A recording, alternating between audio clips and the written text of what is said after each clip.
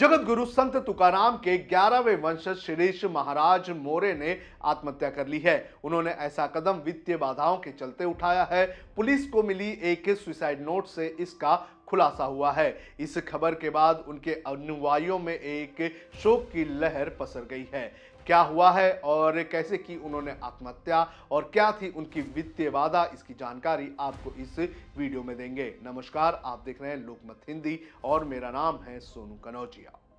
जानकारी के अनुसार शिरीष महाराज मोरे ने 5 फरवरी की सुबह करीब 8:30 पर अपने घर में आत्महत्या कर ली। वे पुणे के देहू में अपने परिवार के साथ रहते थे। कुछ ही महीने पहले उनकी सगाई हुई थी और वो जल्द ही शादी के बंधन में बंधने वाले थे, लेकिन अचानक उन्होंने 5 फरवरी की सुबह आत्महत्या कर ली। मौत से पहले उन्होंने एक सुसाइड नोट भी लिखा जो उनके कमरे से पुलिस को बरामद हुआ। सुसाइड नोट के हवाले से पुलिस ने बताया है कि शिरीष वित्तीय संकट से गुजर रहे थे। रिपोर्ट के मुताबिक एक रात पहले शिरीष महाराज घर में कमरे में सोने गए थे। अगली सुबह वो बाहर नहीं आए तो परिवार वाले उन्हें उठाने लगे, लेकिन कई बार आवाज लगाने के बाद भी अंदर से कोई जवाब नहीं आया। तो कुछ देर बाद और आवाज लगाने के बाद कमरे का दरवाजा तोड़ दिया गया। अंदर शिरीष अचेत पड़े हुए थे। उन्हें अस्पताल में ले जाया गया, जहां डॉक्टर ने उन्हें मृत घोषित कर दिया। इसके बाद मामले की जानकारी देहरोड पुलिस को दी गई। जांच में ये जानने की कोशिश की जा रही है कि शिरीष किसी और की वजह से तो आत्महत्या उन्होंने नहीं की है।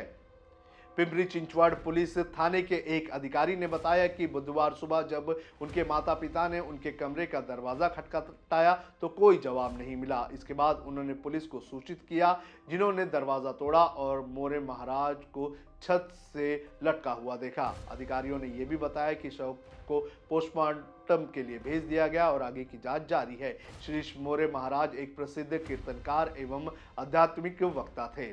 शिरीष महाराज के परिवार में उनकी मां और पिता हैं। उनकी निगड़ी में एक इडली की रेस्टोरेंट भी है। पिछले महीने उनकी सगाई हुई थी। इसी साल अप्रैल के या मई के महीने में वो शादी के बंधन में बंधने वाले थे, लेकिन उसके पहले ही उनकी मौत होने से परिवार और देहू गांव के लोग सदमे में हैं। शिरीष महाराज के परिवार के सदस्यों ने बताया कि शुरू में अनिच्छुक होने के बावजूद उन्होंने उनकी इच्छा के विरुद्ध शादी के लिए हामी भर दी थी। उनके अचानक निधन से परिवार सदमे में है। हिंदू उपदेशक संभाजी भिड़े के अनुयायी शिरीष महाराज संत तुकाराम महाराज की शिक्षाओं को बढ़ावा देने में गहराई से शामिल थे और वो वारकरी समुदाय में सक्रिय भागीदार भी थे। अब कौन थे संत तुकाराम, ये भी आपको बता देते हैं। संत तुकाराम वारकरी संप्रदाय के संत और कवि थे। उन्होंने अपने भक्ति गीत और कीर्तन के जरिए बड़े पैमाने पर लोगों को जागरूक किया। श्री संत तुकाराम ने महाराष्ट्र में भक्ति आंदोलन की नींव डाली थी। संत तुकाराम विठ्ठल यानी भगवान विष्णु के परम भक्त थे। वैष्णव धर्म में उनकी गहरी आस्था थी। उन्होंने अपना ज्यादातर जीवन भक्ति पदों की रचना और कीर्तन गाने में लगा दिया। संत तुकाराम समाज में व्याप्त बुराइयों और सामाजिक व्यवस्था की खामियों पर अपने भक्ति पदों के जरिए निशाना साधते थे और इसके लिए उन्हें कभी कभार विरोध का सामना भी करना पड़ता था। संत तुकाराम हमेशा कहते थे कि दुनिया में कोई भी दिखावटी वस्तु ज्यादा समय तक नहीं टिकती है और झूठ को लंबे समय तक संभाला नहीं जा सकता है।